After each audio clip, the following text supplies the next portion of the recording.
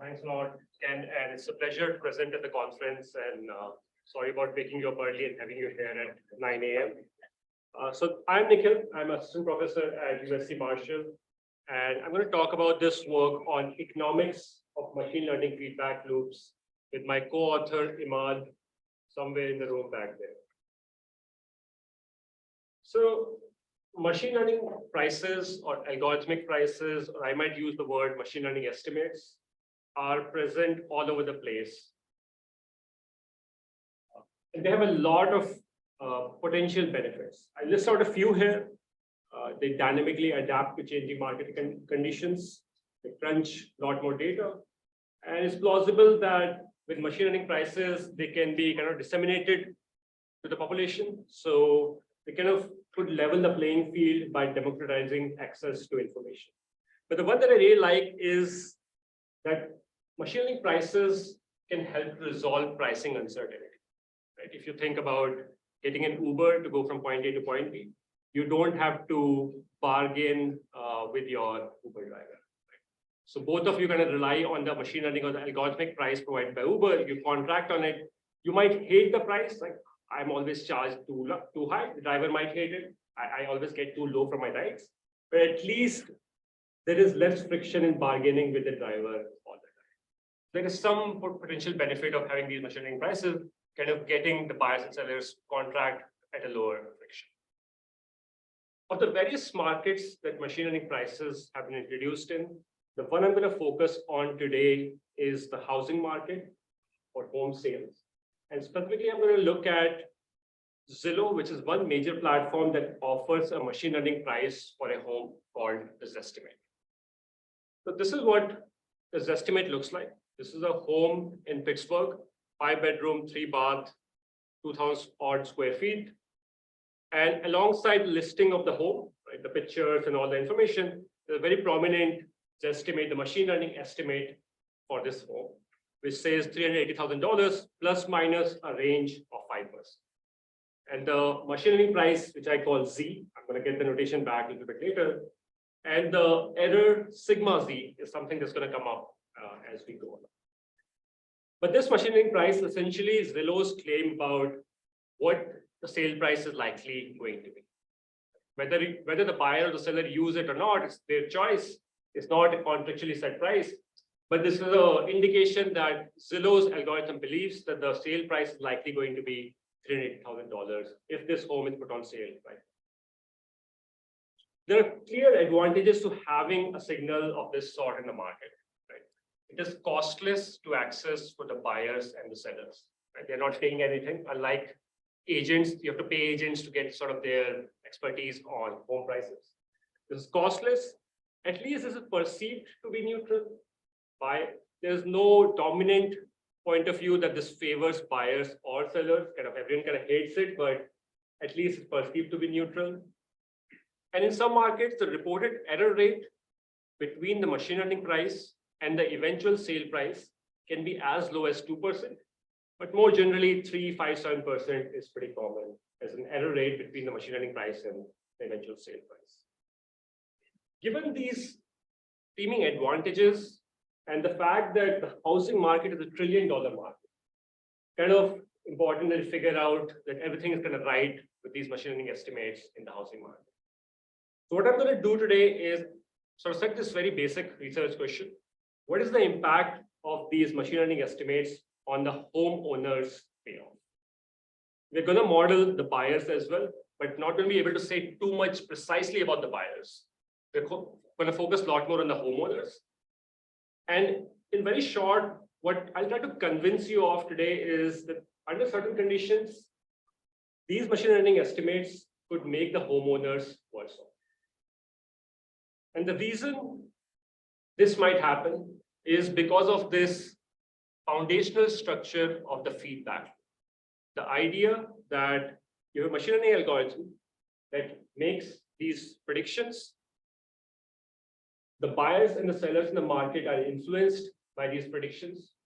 They bargain, they transact, some home prices, realized home prices come out, and those realized home prices become feedback for the machine learning algorithm in the next period to retrain it. And this sort of foundational structure is common across the board, like recommender systems, Google search, Google Maps. Everyone kind of predicts, sees what happens, updates the algorithm, and the feedback loop continues. In recommender system, I think it's much easier to imagine how this creates some sort of a self-fulfilling process. After a while, I'm going to show that whatever the machine learning algorithm predicts influences the market and sort of comes true. So it has a self-fulfilling prophecy about it. And what's going to happen is, if whatever the machine learning algorithm predicts comes true, the feedback that it receives is not going to be unbiased or unconfounded anymore. Whatever I say comes true. So I look at the feedback and say, I make excellent predictions. So over time, the machine learning algorithm is going to become overconfident about its accuracy, or it's going to underestimate the error in its predictions. And that's going to be the main driving mechanism that's going to create problems. Here's a little bit of an anecdote from a couple of years back. So this is an instance with Zillow. This is a home. So on the right-hand side, I have again a small snapshot how the estimate for a home shows up, $384,000. On the left-hand side, if you look at the bottom, what I am showing is the error between the estimate of a home and its sale price. And over time, you would expect that Zillow has data scientists, AI engineers, they're kind of getting better all the time. So the error between the estimate and the actual sale price kind of goes down over time. So that's the mean. The mean kind of, the black line is going from 4.36% to 3.4%, kind of trending downwards. The 95th percentile is also kind of going downwards, so it's not making really big errors over time. And this is kind of consistent with the fact that Zillow made a major sort of news press release in June 2021 saying that we are making a major algorithmic update. It's going to make things better. It's going to make things more accurate. So I kind of expect the errors to go down over time. But what I also see in the top figure is something that I wouldn't have expected. So along with this estimate, Zillow typically provides a range, an error range for that estimate. In that small example, that range is about plus minus 7%. So a range of 14%. What we see is that range across the housing market shoots up after their announcement. If I believe Zillow that they have made major algorithmic improvement, I would expect their error rates to go down. Right? They should become more accurate. The model should become better. But it looks like after the algorithmic update, the error rates are actually going down. One plausible, various ways to explain this. One plausible explanation is perhaps Zillow was underestimating its error before this shock. It in fact did make an improvement to its algorithm and realized that the previous error calculation that it was doing was an underestimate. So that's just one plausible explanation to motivate that, maybe it's worth studying how Zillow predictions influence the market. And does Zillow end up underestimating the prediction errors in its algorithm? Yeah. Zillow's incentive, what are they trying to buy? I mean, I think about it as a seller, right? Yeah. Zillow is in the business of both making sellers and buyers happy. Presumably, if I'm a seller, I want my estimate as high as possible. If I'm a buyer, I want to buy, a very high estimate house fairly low. So I have an incentive to perhaps So Zillow has had two major sources of revenue. One has been to sell ad spots to agents. So if you scroll down the page for a house, at the bottom of the page, you'll see listings from agents. So as long as they have homeowners kind of hooked on to their estimate all the time, it's very likely if a homeowner decides that I want to enter the market and sell my house, I contract with the agent that shows up on the website. The same on the buyer side. So insofar as Zillow's incentives come from the agents, they want to increase transaction activity in the market. But in terms of setting the transition of testing, at least in context of this model, they have no incentive in inflating or deflating this estimate on average. The number of transactions are in fact maximized if there is minimum friction in the market and the house prices are unbiased as well as they have minimal error compared to actual realized sale price. Also, their business is based on how many people are actually using sales. Yeah. The lower the error, the more people are going to rely and use it, and then make them the standard. All right. Okay, maybe we'll come back to that. Yeah, Alex. You know, it says estimate range. Do you know you're interpreting that as a sigma or some standard deviation? We don't know that. Okay. So it's statistically complicated to think about sigmas and confidence intervals. They just say, here's the range. They do have a descriptive behind it saying that your sale price is very likely to land up in that range. I don't know if that's 95% confidence interval. Maybe that's what they are plotting out, but at least it's proportional to some sort of a 95% confidence interval or standard deviation. So all I'm saying with this is kind of it, whatever that measure is going up after their announcement. You're assuming that maybe their definition is not changing, I guess, right?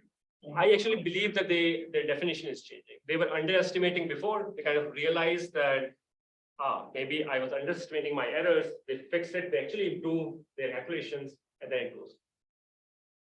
So this estimate error is a realized error. It's just comparing their prediction midpoint with the actual sales price. So clarifying question is the feedback loop, the existence of feedback loop, the necessary but not sufficient conditions for this error to go down. It is one mechanism that can make that error go down. Yes. So that I wouldn't say it's a necessary condition. I think there could be other reasons that can push the error down, but it could be one mechanism that can push that error down. For the range one, right, when you change the algorithm, it's possible that they are recalibrating, figuring out what their range has to be, and they're learning over time. I think They're changing the algorithm, right? They don't know exactly how well it performs. They probably are starting with a wide range. And then as time goes by, they're figuring out how well it works, and they're probably kind of out. Previously, they knew it worked. I agree with you. I think there is another that is completely plausible explanation for this anecdote. But at least I'm setting that maybe we should study how the errors are estimated. So I don't want to sort of claim the conspiracy theory that this absolutely proves that this is what happened. At least say that, hey, better we study exactly what's happening with the error estimation and if there's something that could go wrong. Yeah. Do you think that it is possible that changing the error range relates to interest rate fluctuation? So I look at, in fact, as part of another empirical work that we are doing, we are looking at the mortgage rates and interest rates, a lot of those things. A lot happened, in fact, around November 2021, January 2022. There weren't any big shocks at this time. There didn't seem to be something very obvious that would explain why this happened. In fact, if I look at the raw estimate values, they kind of continue. They don't get shocked much, but the error rate then jumps up. Also, the Fed hasn't started giving rate.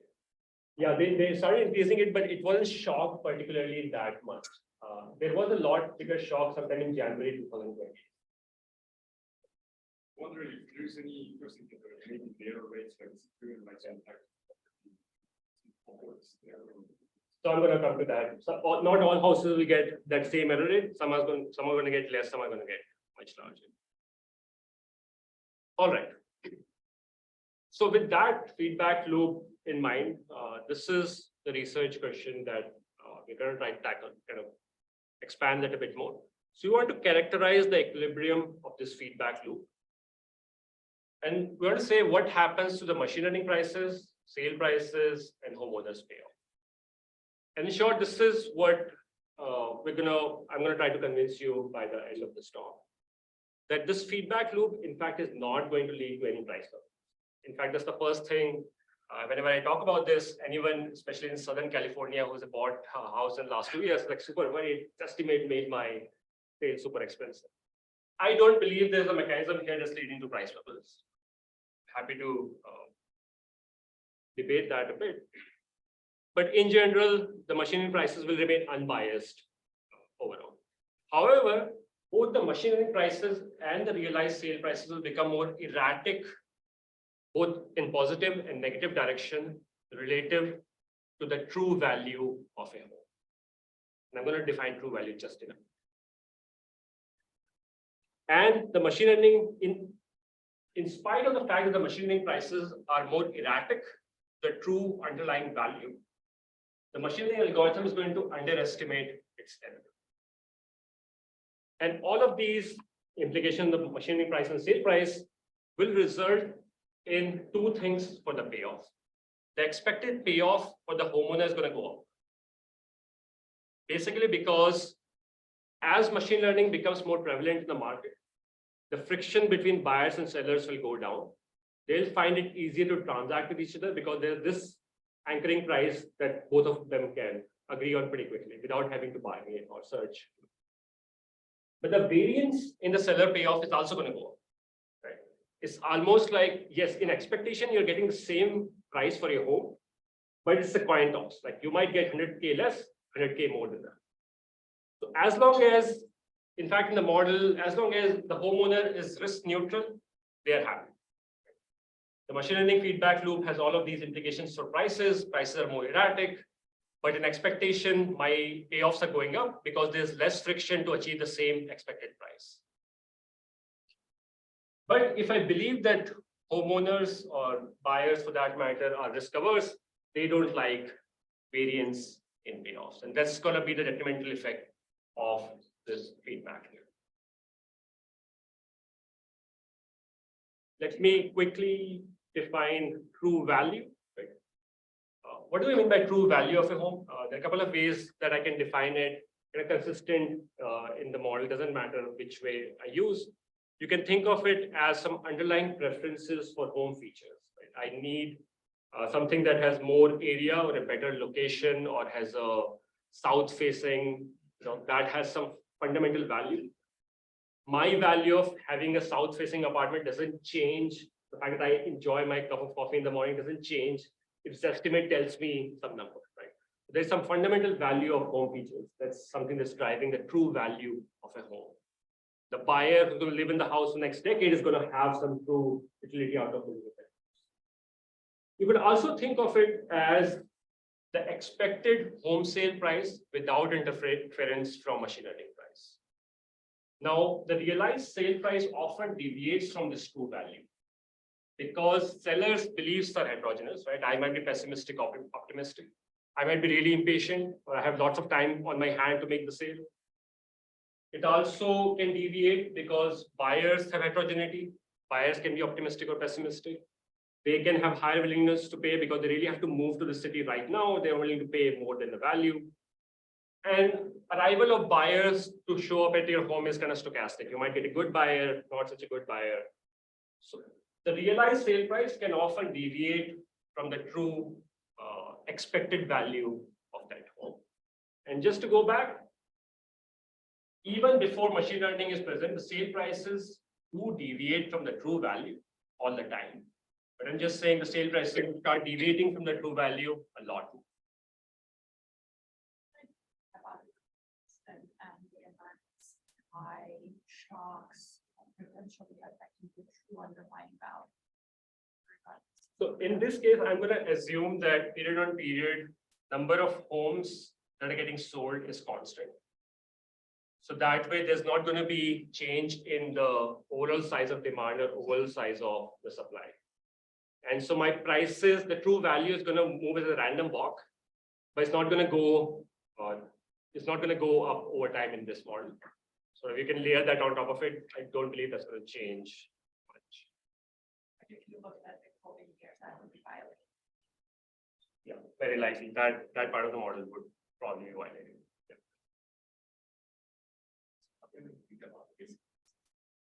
Resale prices. So part of the true. So tell me a bit more, why would the resale prices be any different from? So in general, when I think of this, I think of it as it is. So when I'm a buyer, when I'm buying, I'm not just buying, I'm not trying to value the home in terms of how much am I going to enjoy it, but also what would the market value it as if I had to resell in 3, 5, 7, 10 years.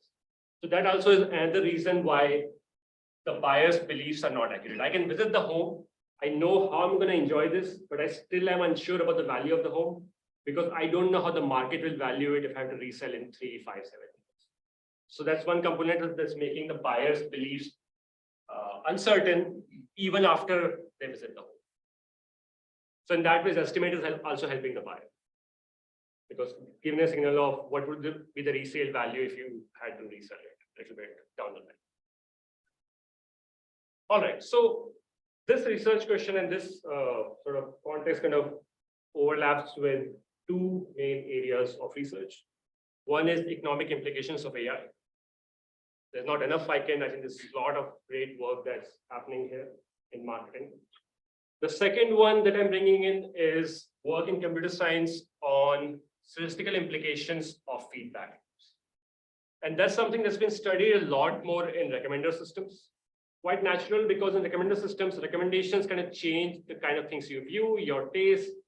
So the system can sort of go in a direction where it deviates from your underlying true preferences or tastes over time. So this is something that has been studied quite a bit in recommender systems and search engines. At least I'm not aware of this being studied in the housing market. So the contribution here is the economic implications of machine learning feedback loops, and particularly to the unique setting of housing market, the estimate Zillow. We're also sort of claim a little bit on the sort of tractable analytical model of the machine learning algorithm itself, its training, its parameters, its hyperparameters, and so on. But I'm not going to go too much into that at least. Okay, so let's, now that we have set up what we are trying to achieve, maybe we can move a little bit quick. So I'm now going to go into the analytical model.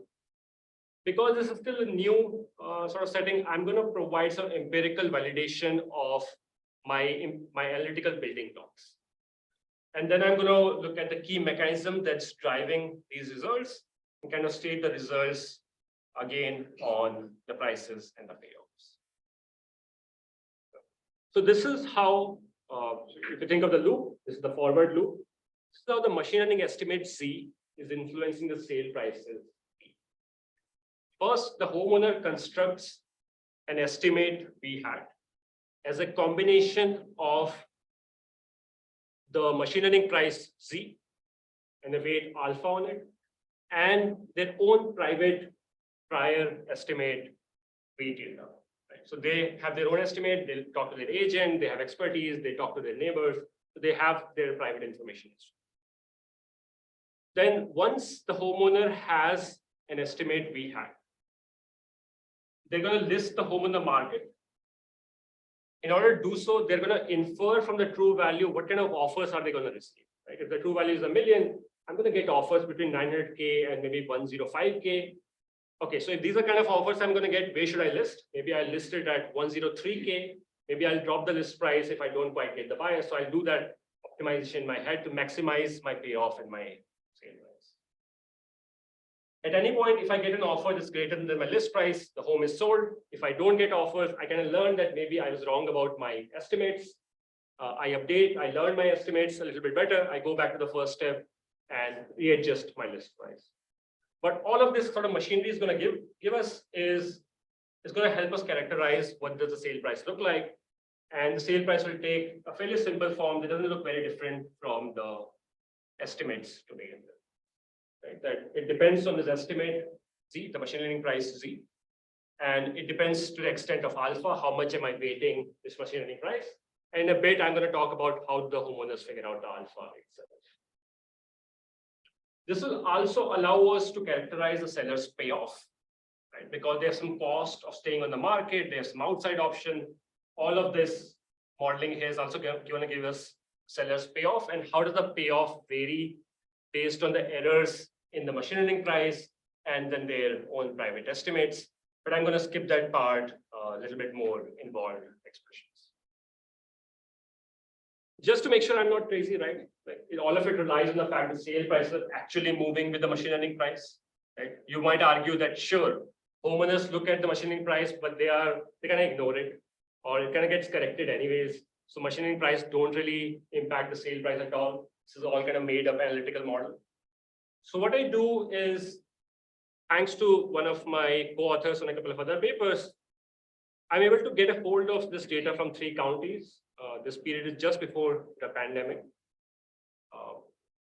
And from that, I'm able to figure out that if the machine learning estimate for a home is perturbed by $1,000, up or down, it increases or decreases the sale price in the same direction by about $156. So that's empirically my rough sort of back of the envelope or sort of correlation between the sensitivity of the sale price to the machine learning price that would give me an alpha of 0.156.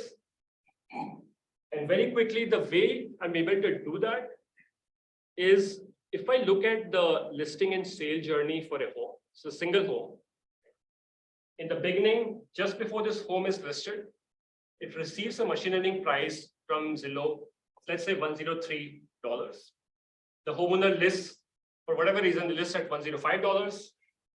They change their list price, maybe they are not getting enough buyers. Finally, they make the sale in the 16th week. Turns out, quite a while later, a few months, or in fact, 54 weeks later, Zillow is going to admit, after a major algorithm change, yet another algorithm change, not the same one that I showed before, it's going to admit that, oh, by the way, the price that I showed you back then actually had an error in it. Because I improved my model. If I use the same data, it turns out I should have said 100, I shouldn't have said 103. So this is not the price at this time. This is much later in time. Zillow is saying, in fact, the price back then was 100. And so this is naturally giving me some instances where Zillow has introduced errors in the market. And I'm not running an experiment with Zillow for them to add positive or negative errors to your home prices. But it turns out just because of the algorithmic updates, there are instances in the past where Zillow has given positive and negative errors to the estimate of your home. I'm going to use that as an instrument to figure out how much is the sale price sensitive to machine learning price given by Zillow. Can you see a hand around there? Okay, find that. Yeah. Now that I know the time period, I'm coming back to the competition aspect. And I wondered to what extent, so fact, mortgage rates decreased during that time. Just across the board, 30-year mortgage, that's like one of the big influence of your decision. Should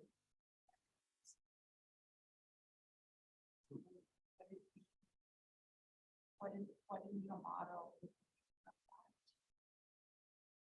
So the empirical model, for example. It turns out even before the pandemic, the mortgage rates were going down. Yes. The market rate began to have on the trend coming down from 2018.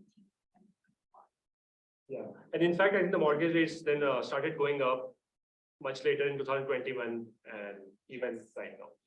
So this is just one study, in fact, across a couple of papers, and not just by me. I think now there are a few working papers around using different instruments, different time periods. They're all finding sensitivity of the sale price in the order of 9, 11, 13, 17% is estimate. So we are doing a paper right now where we're looking at the time period of June 2021 to April or May 2022. I don't think it's 15%, it's like 11 or 12% sensitivity that we are finding. But I agree with you with mortgage rate, the sensitivity on this might change. And it's also possible that sellers are more sensitive and buyers are less because mortgage rate affects one more than the other. So that way it's a little bit more an aggregate measure, at least for that period of time, that kind of matters. How much it matters, which side might change. And it's national across, so you might find. Yeah, I think in some markets it should probably matter a lot more than other markets. Okay, so this is just empirical validation that, in fact, machine learning estimate Z does influence sale price P. Now let me get to the backward loop. Does the sale price P, how does that influence the machine learning estimate Z? So the machine learning model is going to get retrained every few in my model, analytical model, it's going to get retrained every few months or long time frames. So in every period, there are n homes that are sold using the process that I described before. Some realized sale prices come out, and those realized sale prices will be used to retrain the model parameters theta to minimize the machine learning error. Just basic data science, how you minimize the error to find the parameters theta of a model. And what we come out, the machine learning estimate looks something like this. So it's saying that the machine learning price for a home J at time t plus 1 is equal to the average realized sale price of a bunch of these homes K, which has similar features to the focal. So think of like there are hundreds of home features. You do a little bit of clustering to figure out which other homes that have sold recently are similar to me, and look at their average realized sale price in the last 1 year. That's my machine learning estimate the current year. What I'm going to skip is a little bit more detail on descriptive evidence from Zillow's estimate, sort of back up that this is more or less what Zillow does. That I'm going to skip in the interest of time. But it turns out, if I believe that Zillow's algorithm looks at 5 peer homes, so the cluster size is about 5. So these are 5 homes that are sold in the last 1 year who have floor area between half to twice of my home. That largely explains the machine learning price of your home. So that kind of not very far from analytically how we are modeling the machine learning price. First, after the Redfin, yeah.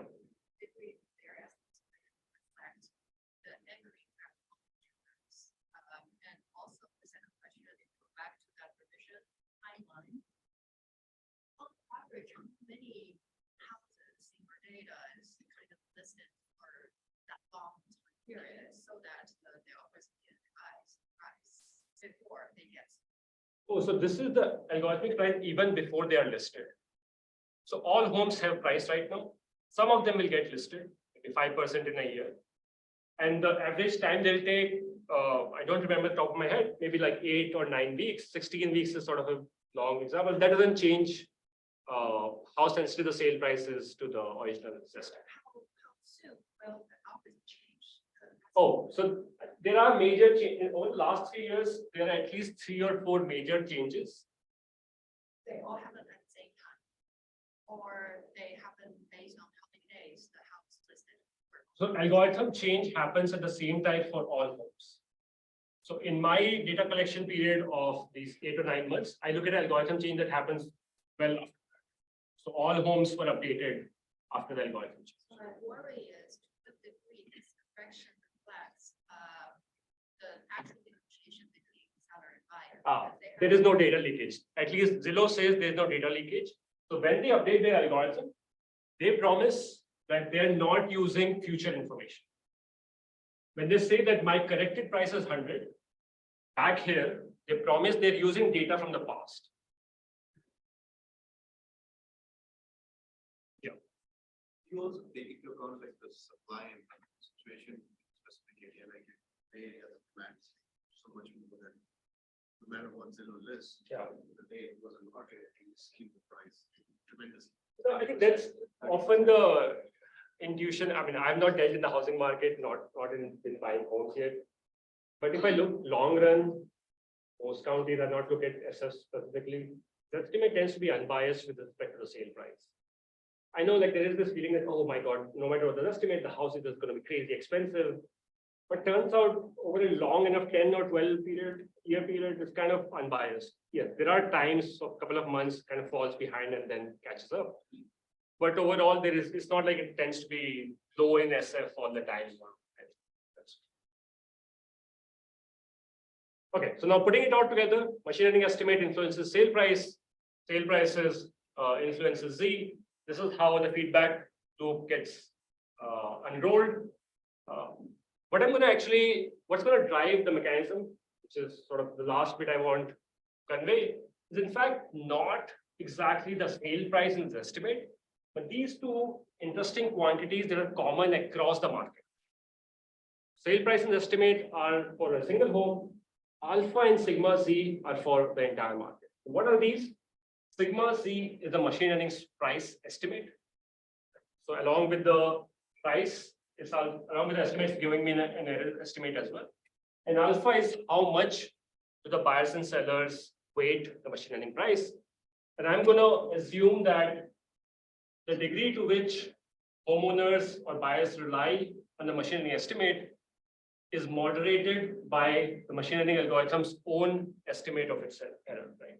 The lower the error range, the more I'll rely on the machine learning estimate. Again, to test this, I can empirically see that, in fact, homes that have error range of plus minus 5% rely about a which shift of about $146. Homes that have an error range of sort of broader error range, so more error in their estimate, they rely a lot less, and the sale price only moves about $102 for every $1,000 change. In the role of coordinator, I think the audience has used its time, so we have 5 minutes or whatever you have left, and then I'll discuss. All right. So this suggests machine learning weight alpha is sensitive to the machine learning error sigma Z, and this is the crux of it. That if I'm a homeowner, I'm trying to weight the machine learning estimate and my own prior. If I want to minimize the error in my estimate, I should decide this alpha based on the error in my own private estimate and the error in the machine learning estimate. I'm going to assume that I know the error in my own estimate. And I'm going to say that the seller uses the machine learning algorithm's estimate to figure out, sort of, it's going to trust the machine learning algorithm's estimate of the error in the machine learning price. But this is where the problem lies. This is the true error in the machine learning estimate. C is the machine learning price, V is the true home value. This is the true underlying error. But what the algorithm can estimate looks slightly different, right? It's first of all empirical. It doesn't have expectation, kind of going to average it over number of homes or number of time periods. But also it doesn't know the true value V. It only knows the price, the realized prices. And realized prices P get influenced by Z in the previous period, kind of gets closer to the machine learning price, which will result in the estimation being less than the.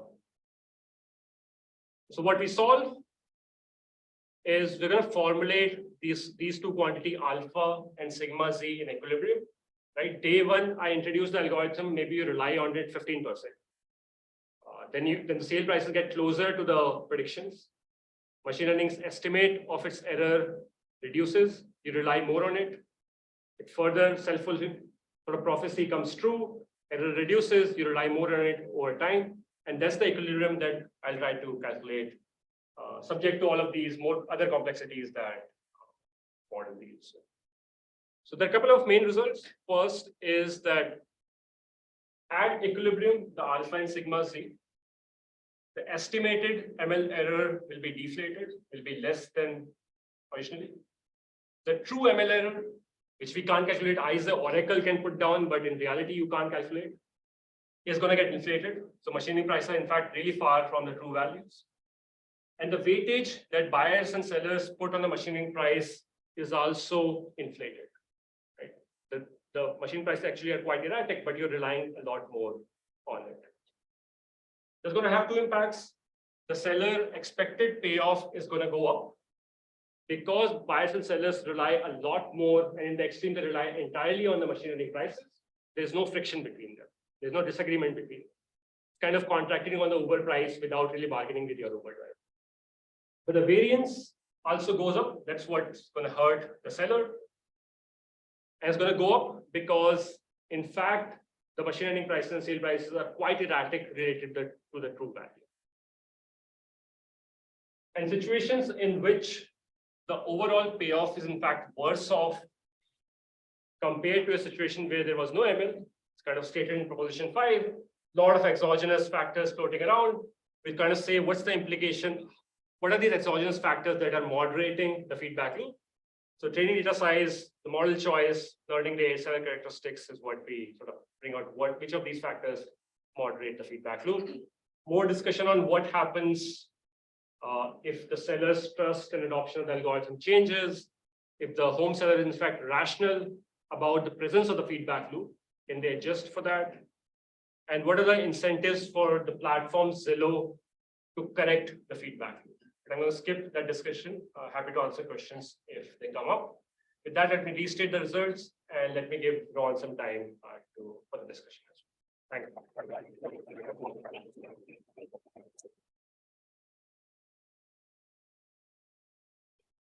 Slides or not.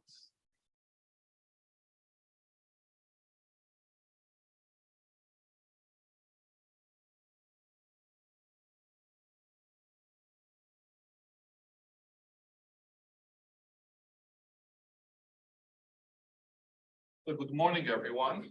You know, in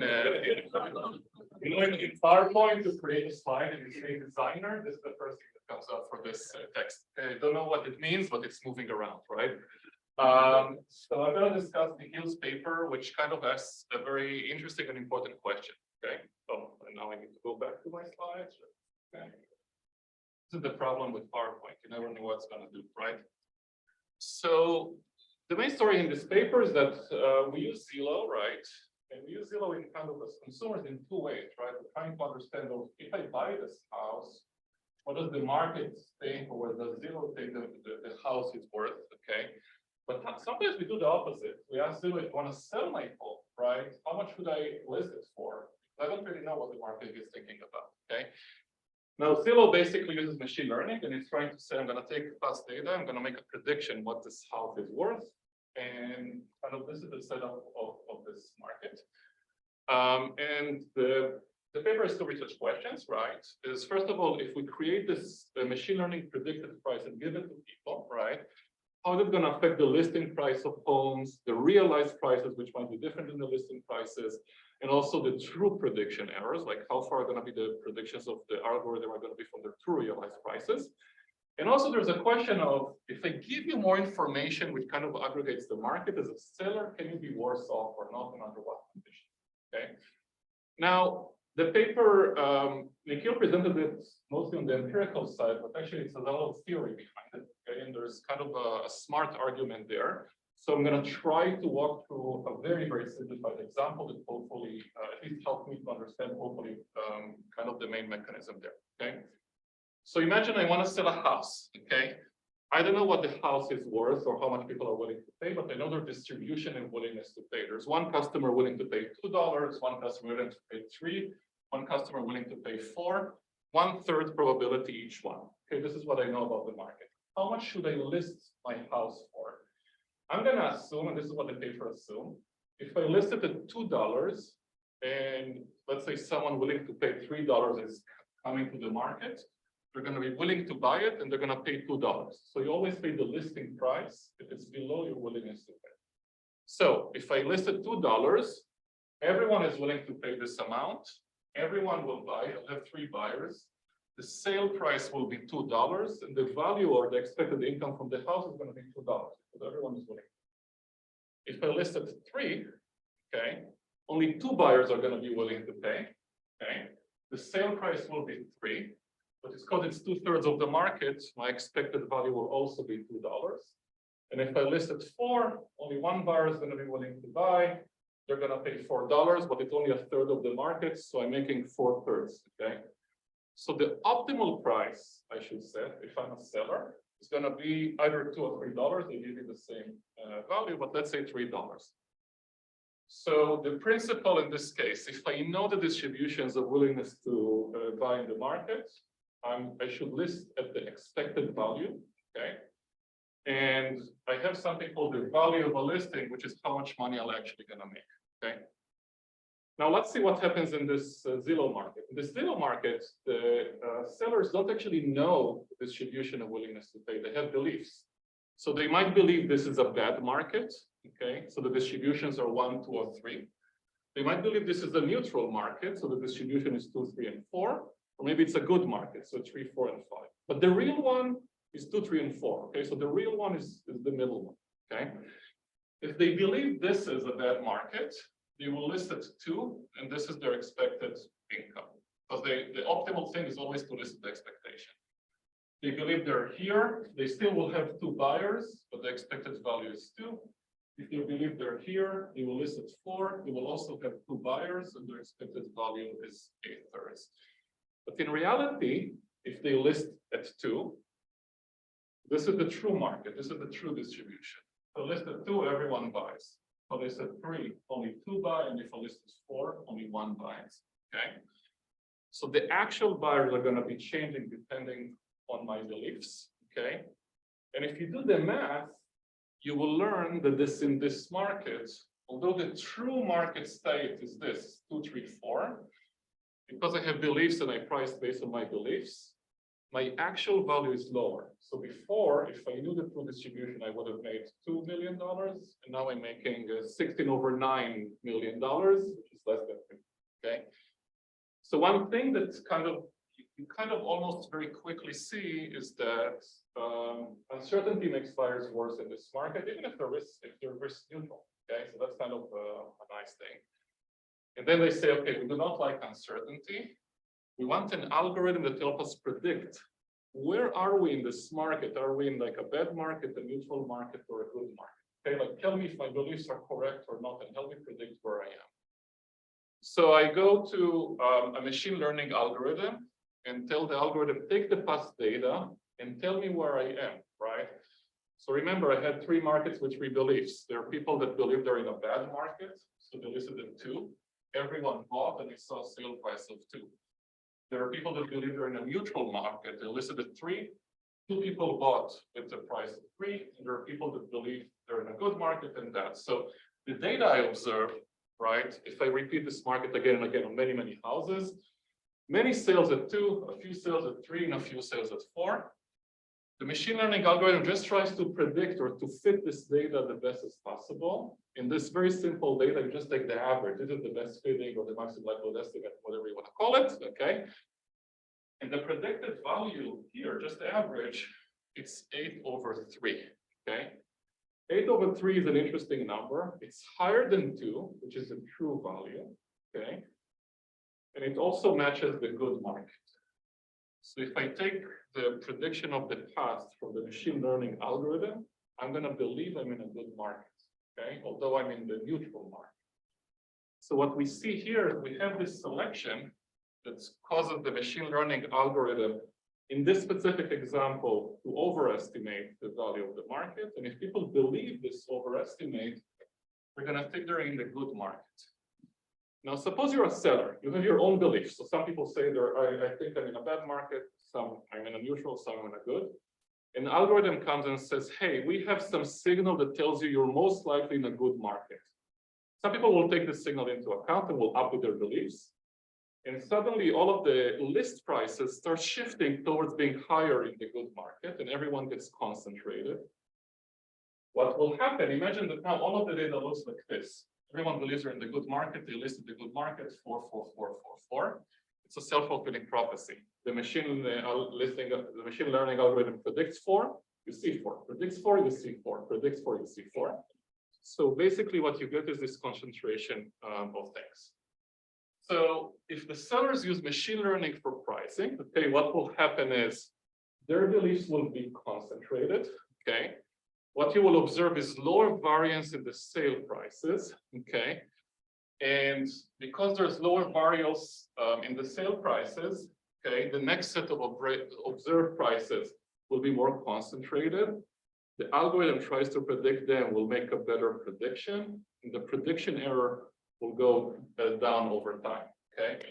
The other thing is that over time, what will happen is that you can get kind of changes in the value. Okay, and then what Nikhil's paper does and adds, which I didn't do here.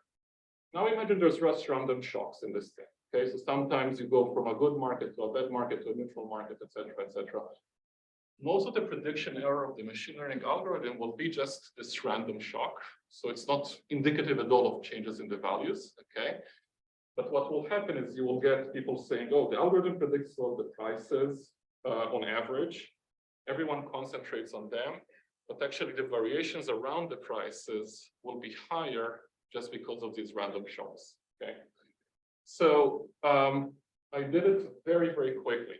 So I wanna say a few things about the paper, okay? So the nice thing about this paper is I think it actually applies way more than the housing market, okay? Many cases we're in a situation that we say, I don't know what is the market price for something. I'll look at some average or prediction, and then I will make an offer and people can accept or reject the offer. I think a very interesting place to look at is actually the labor market, okay? Companies are trying to say, I need to post a job, okay? I don't know what is the market rate for this job. I go on this website that gives me an index or an average or whatever they could collect. I'm using that to update my beliefs, and I set a posted job wage and people can accept or reject. So it's very, very similar to houses. You also have a lot of heterogeneity there. You have beliefs, you have everything, okay? The second thing I have, and this is a comment for the authors, okay? There's a lot of mathematical details that Nikhil didn't present here, and I abstracted away from. It's very, very hard, I think, to capture what are the main operating forces in this paper because it's sophisticated, right? People take the prediction into their beliefs, they alter their beliefs, they set prices that then change the prediction. And I think if there's a way to simplify the exposition, I think it will help really to understand kind of what's going on, okay?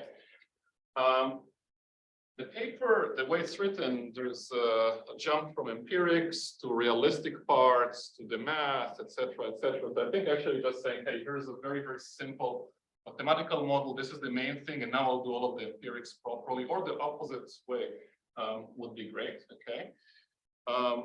And finally, so this is I know coming mostly from Nikhil and Imad. The paper focuses a little bit of saying what we're trying to show is that in the long term, machine learning predictions are going to cause almost random behavior. Okay, so they're going to be self-fulfilling prophecies. We don't need them to know what the prices are, but if you use them to make decisions, you're actually going to get more prediction error in both ways because they just capture random shocks in the market. Okay. The main question for me that I had, and I think like, okay, but what is the implication? Okay, so is this bad? Is this good? Who suffers? If we have risk-averse sellers, then this is bad. But apart from that, if there's regulators, there's buyers, etc., I think it will help to emphasize kind of what are the implications of these important results. Okay. Thank you very much for giving me the chance to read this paper, and thank you for inviting me.